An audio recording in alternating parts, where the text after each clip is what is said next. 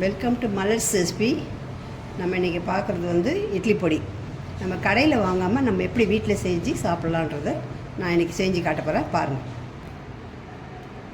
இதுக்கு தேவையான பொருட்கள் ஒரு டம்ளரில் நடக்கணும். ஒரு டம்ளரில் வந்து கடலைப்பருப்பு, அதே அளவு உளுத்தம் பருப்பு, அதே அளவு எள், அப்புறம் 15 காஞ்ச மிளகாய், அப்புறம் உப்பு, பெருங்காயம். இதுதான் தேவையான பொருட்கள். முதல்ல இதுமாதிரி ஒரு பேன் எடுத்து அதை வந்து சூடு பண்ணிக்கோங்க.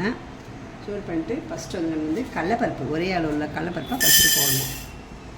போட்டு கை விடாமல் வறுக்கணும். ஏன்னா அது வந்து கருப்பு கலரில் வரக்கூடாது, கோல்டு கலரில் வரணும். கை விடாமல் வறுத்துட்டா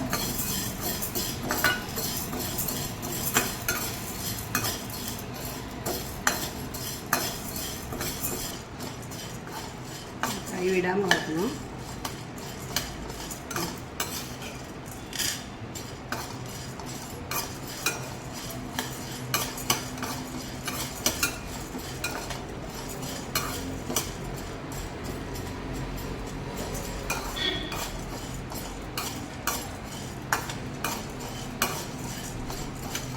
இதை நான் கொஞ்சமாக செய்கிறது வந்து எங்கள் ஃபேமிலி வந்து சின்ன ஃபேமிலி, அதனால் எங்களுக்கு பத்தும்.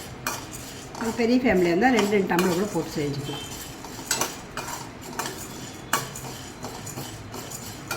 கடையில் வாங்காமல் வீட்டில் செஞ்சு தெரிஞ்சு நம்ம சாப்பிடணும், கலப்படம் இல்லாமல், வேறு ஒன்றும் இல்லை. இப்போ பாருங்கள், இந்த கலரே மாறிட்டு இப்போ நம்ம அதை வந்து ஒரு தட்டில் ஒரு கொட்டி ஆற வச்சுக்கலாம்.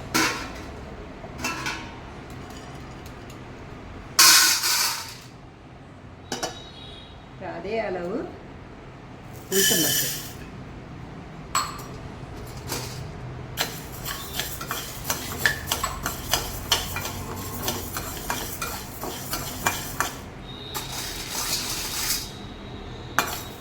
அதே அளவு உளுத்தம் பருப்பு, அதுவும் வந்து அதை கைவிடாமல் இருக்கும்.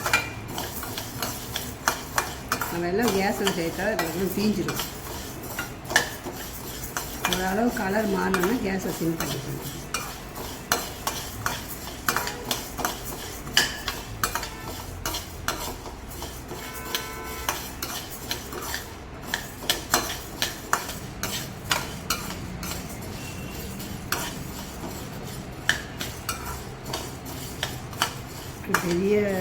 தெரியாத வேலையே கிடையாது, ரொம்ப சிம்பிளான வேலை தான்.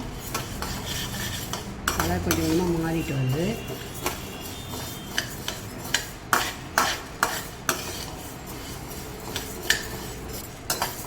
கலர் நல்லா மாறிடுச்சு. இப்போ நம்ம வந்து கட்டில் போட்டுக்கலாம்.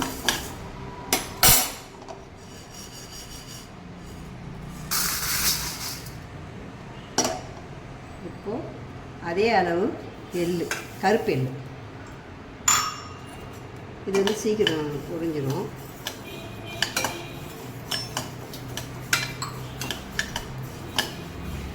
எல்லாமே வந்து கைவிடாமல் தான் கலரணும்.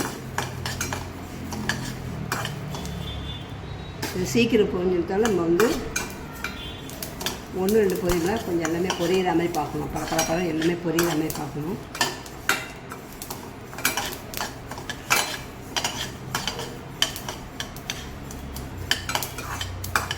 இருக்கிற படப்படம் சத்தம் கேட்குது.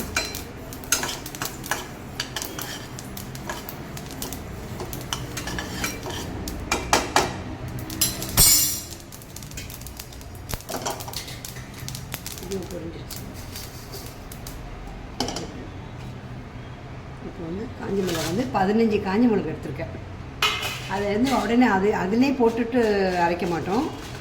ஓரளவு அரைச்சிட்டு வாயில் கொஞ்சம் போட்டு பார்த்தா காரம் அதிகமாக இருந்தால் மிளகா கம்மி பண்ணிடுவோம், போட மாட்டோம். காரம் கம்மியாக இருந்தால் இருக்கிற வறுத்து வச்ச மிளகாவை போடுவோம். சின்ன குழந்தைங்களாம் சாப்பிடும், வீட்டில் இருந்தால் சாப்பிடணும், நல்லா காரம் இல்லாமல் சாப்பிடணும்.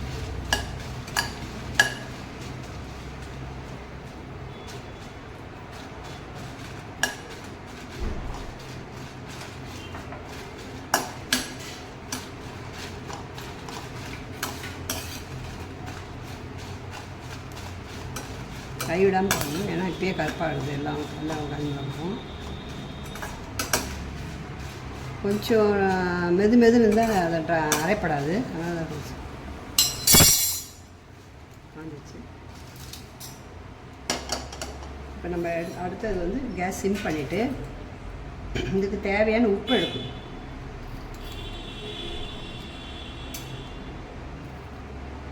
உப்பு ஓரளவு அது அளவை பார்த்துட்டு ஓரளவு உப்பு, ரொம்ப வேணாம், கொஞ்சம் திட்டமாக எடுத்துக்கலாம்.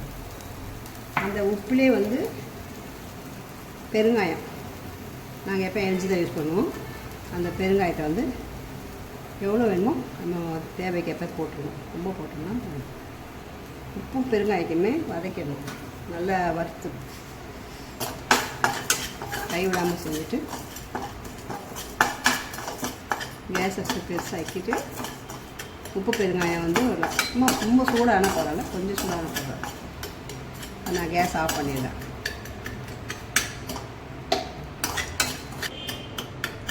இப்போ கை விடாமல் கருகாமல் செய்யணும். ஏன்னா எண்ணெய் கீழே மாட்டி கிடைக்கும்.